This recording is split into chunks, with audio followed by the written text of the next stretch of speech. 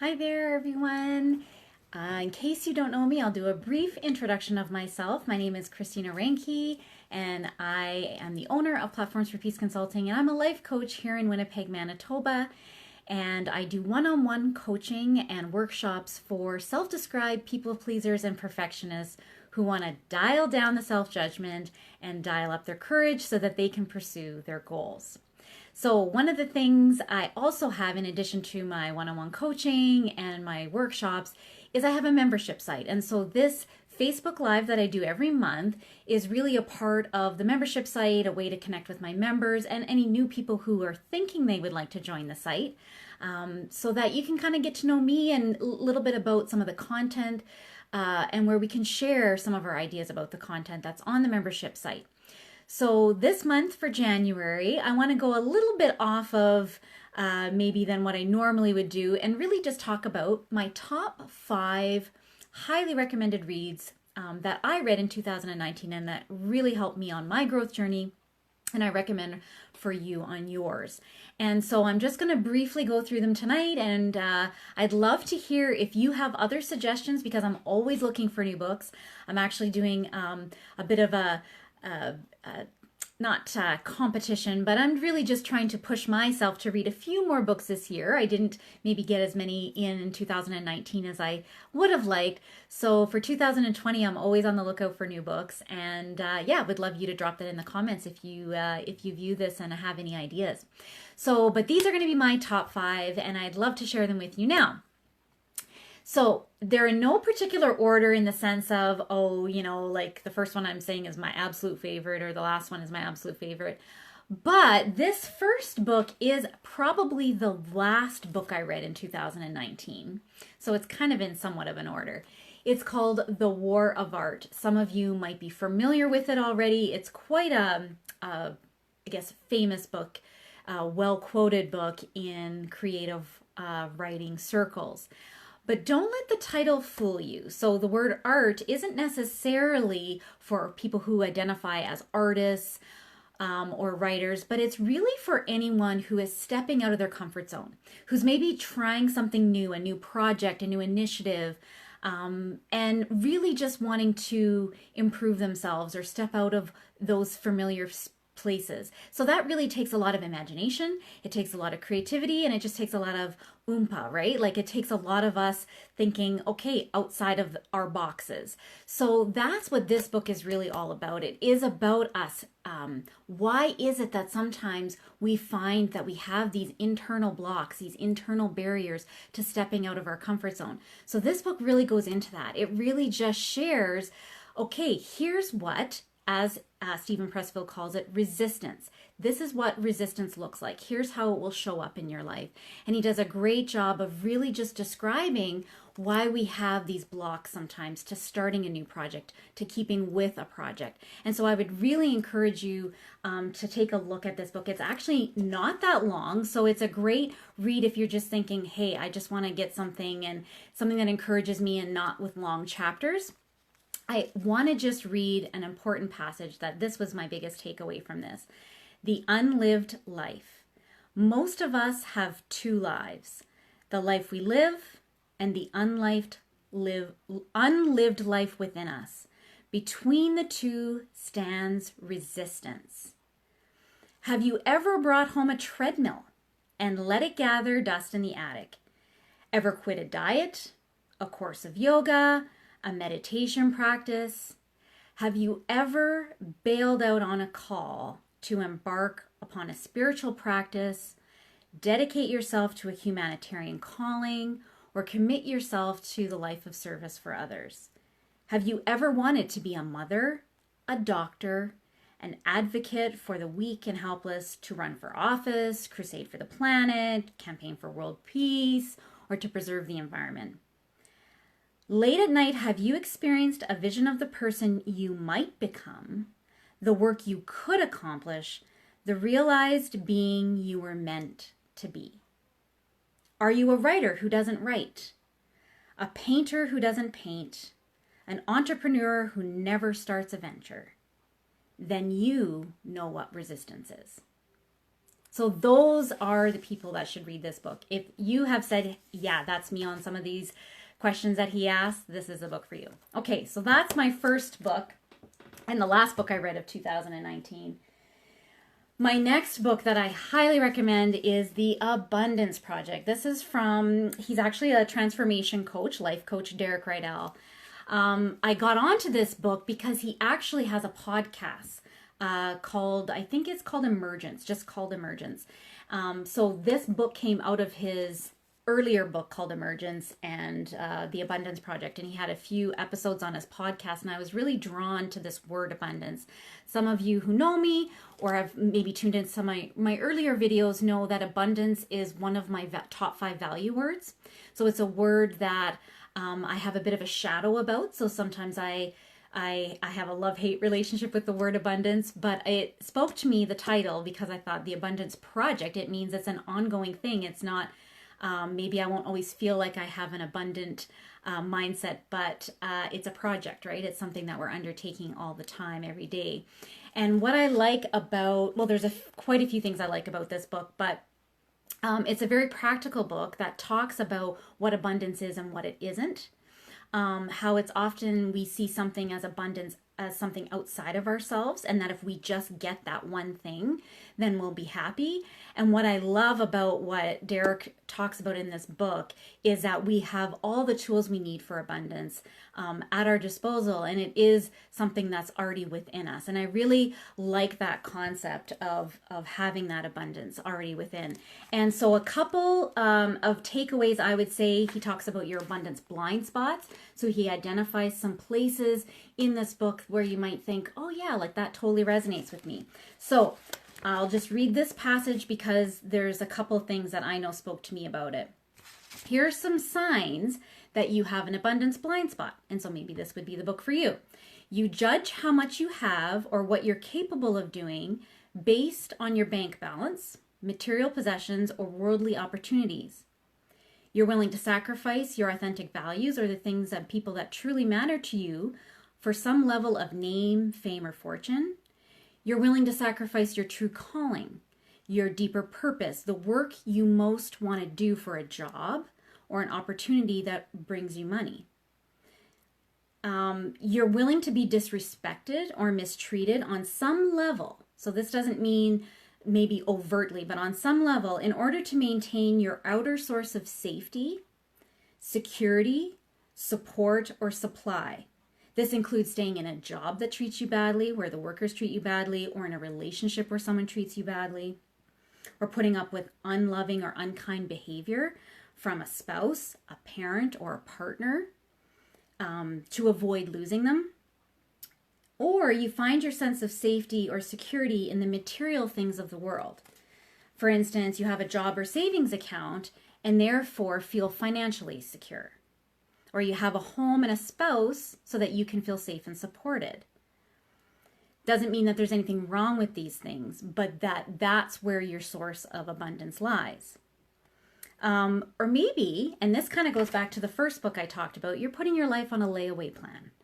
You're maybe not pursuing that thing. You're not pursuing the fullest expression of what you could be doing because you're waiting for something else to happen, some future condition or some future circumstance. So those are some of the blind spots he talks about. So if that resonates with you at all, then this would be the book for you.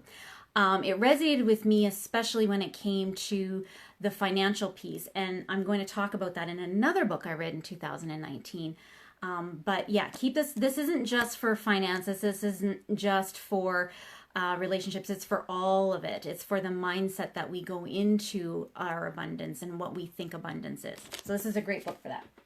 The third book of 2019 that I loved was called The Essential Enneagram. So some of you might already know when we do the personality frameworks on the membership site, I really talk about the Enneagram.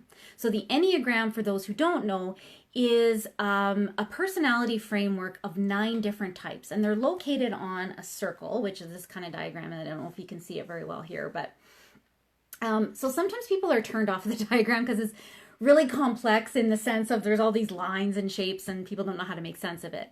Once you kind of get to know what the framework is and the 9 types, it starts to make sense. And it really is As one author would put it, other personality frameworks kind of try and put you in a box, whereas the Enneagram tries to show you the box that you're in and release you from the box. So meaning you might say, well, this is my dominant type, but it's not used as an excuse of, oh, this is just who I am and I can't change. No, rather it shows you where your strengths lie and where maybe some of your stress points lie so that you can not only gain more self-awareness, but gain more awareness of how you behave in relationships and how other people are maybe acting in relationship with you because of their types and some of the pieces of their type. Why I like this book is because it's short, okay? Like there's very few pages, and as you can see, there's not a lot of text. It's very easy to read. Why this is important is because I totally went about it the wrong way when I learned about the Enneagram. I had another huge book that I was reading and I got very overwhelmed by it. This book is great because it just gives you, the essential notes. This is like the Coles notes of the Enneagram. The other thing I like about it is at the very beginning, it gives you a narrative of the of the 9 types. You don't have to do a test. There's a lot of online tests out there, and I have to say some of them are good and some of them I haven't found so good. This one is great because it narrows you down to your top 3. And from there, you start to read the book and you start to narrow it down even further. So it's giving you more of a process rather than saying, oh, this is, I think, what I am, but I'm not really sure. And, you're kind of trying to look online for all this stuff. It gives you a lot of that in here and in a very concise way. So I love this book. If you're at all interested in the Enneagram or personality frameworks, again, wanting to know what some of your strengths are, maybe what some of your stress points are, and how you can help better manage that. So this book does that. This book, the 4th book, Why We Suffer. Okay, so this is going to be a book I'm going to put a bit of a caveat on. It's not going to be a comfortable book. If you're interested in it, it will be a book that you might think, okay, I'm going to need some emotional, spiritual, mental bandwidth to get through this book, because he really dives into why we become attached to negativity in our life. So when I talk about negativity, I'm talking about behavior like why we say we're going to start an exercise plan, why we're going to start that New Year's resolution, and then we don't. So why do we self-sabotage? Why do we start things and don't finish? Or why do we finish things and don't start something new? So all those types of behaviors where we say, oh, why do I do that? I know better. But then I end up falling into the same pattern. So what Peter Michelson does here is he explains a little bit about that pattern, that negativity that we almost seem to be drawn against our will sometimes. We're like, why? Why do I keep putting myself in these positions where I'm not successful or I'm not doing the things that I said I was going to do? You might not agree with everything in this book. I certainly didn't, but it really challenged my thinking. And sometimes the mark of a good book for me is, okay, what did it expose me to that was a new idea or a new thought that really just helped me chew on some things mentally and emotionally. So what I love is this one. I'm going to read this one little snippet from one of the chapters because, again, it just gives you a better sense of what the book's about. He says, it is outrageous to suggest that we're secretly interested in holding on to our negativity. Yes, this is the paradox of this deadly flaw. It compels us to recycle our old hurts from our past as it tricks us through our defenses into covering up our collusion in our suffering. These hurts consist of unresolved negative emotions from our past involving deprivation, refusal, helplessness, criticism, rejection, betrayal, abandonment, and a sense of unworthiness. Because of this flaw in our human nature, we decline an unconscious level, this is again unconscious, to let go of our entanglement in these negative emotions. So what he's saying is a lot of times when we feel that we've suffered. So we feel like we've been deprived, we've been refused, we've been hurt from past wrongs. We tend to want to hold on to those. And that's what this book is about, is why do we tend to hold on to those? And why do we end up doing things out of that hurt, out of that betrayal that we really know isn't working in our favor. So that's what I love about this book. He talks about this again. I would say it's quite a long book, this one, and he goes off on tangents, I find. So you might want to take some time to read this and do it when you're feeling like you have the mental energy. But a really book worthwhile reading. The last book of the top 5 is The Art of Money. This book, I would say, this year, probably more than any other, has really transformed my life and even the lives of my clients. So when I started this year, last year, 2019, I was really starting to get the sense that money was coming up with a lot of my clients. So financial goals maybe they had, or there was maybe conflict in relationships they had due to, if it wasn't necessarily money, it was maybe how they communicated around money, or how they made decisions around money, or how the client would make decisions around money. And as I got exploring that a little bit more, realizing, I still had some things in my life that I wanted to look at in terms of my relationship to money and what money represents to me.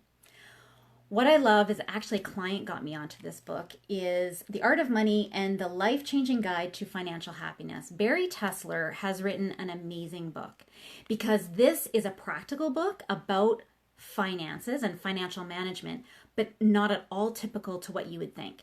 She's a financial therapist, first of all, so she comes at things from a very therapeutic standpoint.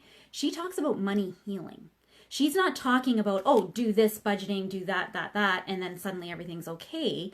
Again, she acknowledges kind of what Peter talks about in this book, is we tend to have these negative patterns that build up in our life, and we don't always know why, and we seem to be sabotaging ourselves sometimes, and again, we don't know why.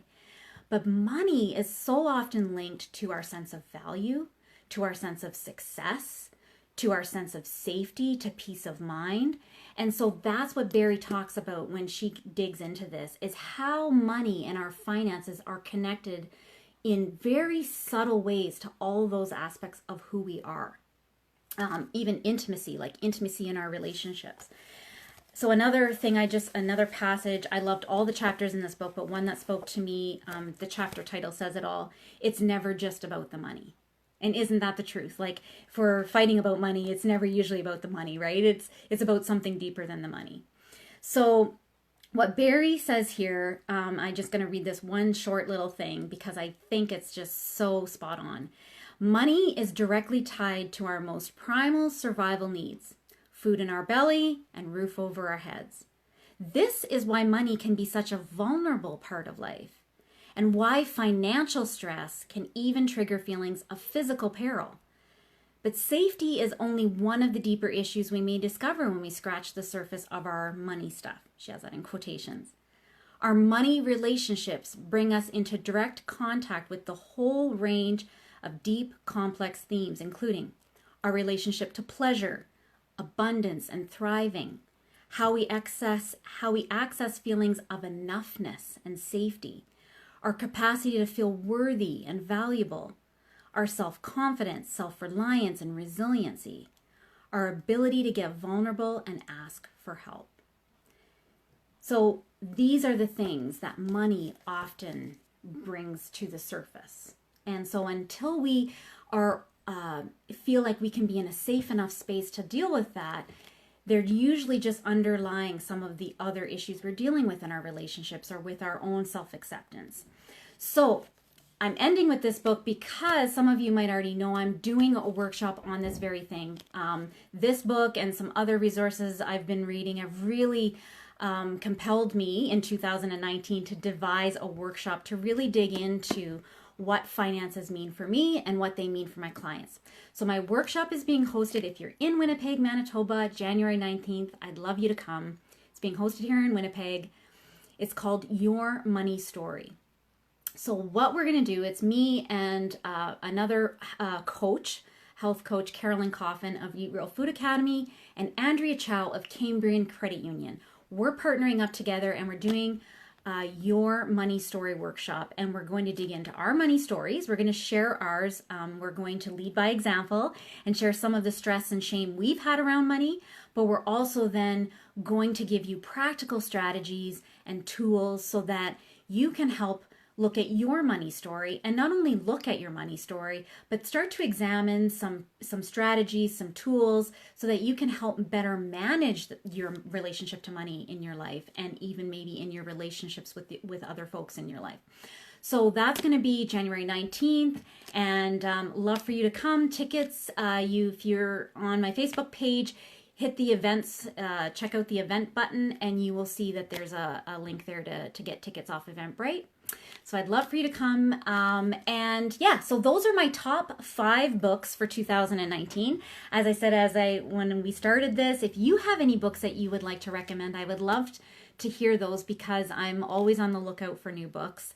And it doesn't matter what area, topic of life, I have quite diverse interests, as you can see from these top 5. So I would love to hear your recommendations. And if you have any questions about these books, want to know a little bit more, maybe where to get them, most of the things you can get, obviously, Chapters, Amazon, but I know the library, as you can see from this one, I got this one from the library, which is always a great resource for books. So anyway, happy 2020 as we get started, and I will see you again next month in February. First Thursday of the month is when I do my Facebook Lives, so please join me in February, and have a good night.